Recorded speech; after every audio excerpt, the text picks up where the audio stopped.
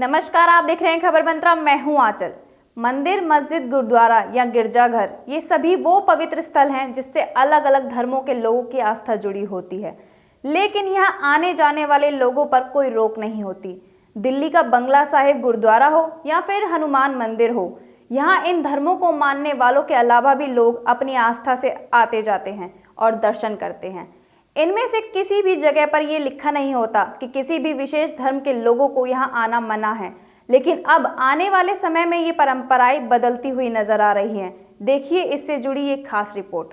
पिछले दिनों गाजियाबाद जिले के डासना मंदिर में एक 12 वर्ष का नाबालिग बच्चा पानी पीने चला गया था, जिसके बाद वहां मौजूद कुछ लोगों ने उसकी जमकर पिटाई कर दी थी।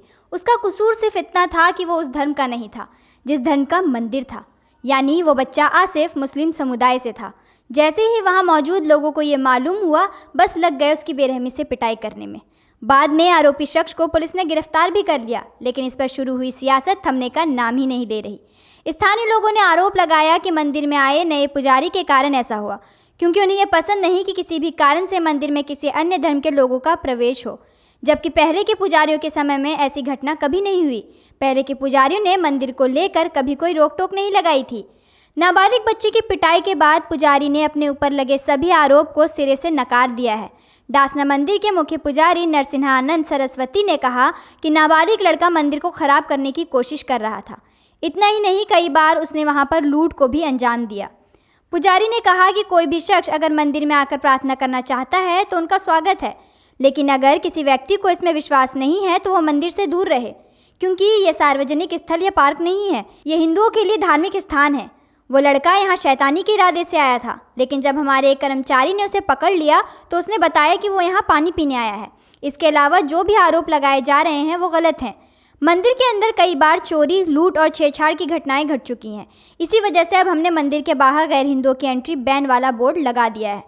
हालांकि मंदिर के बाहर लगे बोर्ड के ऊपर लिखा है कि मंदिर के अंदर मुसलमानों का प्रवेश वर्जित है। इस बारे में पूछे जाने पर पुजारी ने कहा कि ये बोर्ड दशकों पुराना है। किसी भी धर्म का शख्स अगर मंदिर के अंदर हिंदू रीति रिवाज से पूजा करना चाहता है तो उसका स्वागत है, लेकिन अगर किसी का हमारे धर्म से कोई लेना देना नहीं है तो उन्हें मंदिर के अंदर घुसने नहीं दिया जाएगा। उन्होंने कहा कि कुछ लोगों को इस बोर्ड से शिकायत है, लेकिन मैं स्पष्ट कर दूं, उसे हटाया नहीं जाएगा। विधायक असलम चौधरी के इस बयान के बाद डासना के महंत नरसिंहानंद ने पलटवार किया है। उन्होंने कहा है कि जब तक मैं जिंदा हूँ डासना मंदिर का बोर्ड कोई नहीं उतार सकता। नरसिंहानंद ने कहा, विधायक अपने राजनीतिक बल, धन की ताकत पर पुलिस और प्रशासनिक अधिकारियों से मिलकर मेरी और मेरे शिष्यों की हत्या करवा सकता है या फिर हमें जेल भिजवा सकता है, लेकिन हमारे मंदिर का बोर्ड नहीं हटा सकता। नरसिंहानंद सरस्वती ने कहा, हम अपने धर्म के लिए मरने को तैयार हैं, पर अपनी बहन बेटियों की सुरक्षा के लिए लगाए गए इस बोर्ड को नहीं हटाएंगे। बड़ा सवाल यह है कि मंदिर या कोई भी अन्य पूजा स्थल लोगों को जोड़ने का संदेश देता है, लेकिन अपने ही देश में आपसी भाईचारे को बढ़ावा देने के बजाय अगर लोगों को धर्म के आधार पर सीमाओं में बांध दिया जाए और उनके सामने लक्ष्मण रेखा खींच दी जाए तो यह हमारे देश के लिए, सभ्यता, संस्कृति के लिए कितना उचित होगा, सोचना जरूरी है। अभी के लिए इतना ही। देखते रहिए खबर मंत्रा। साथ ही हमारे चैनल को लाइक, शेयर और सब्सक्राइब करना ना भूलें। नमस्कार।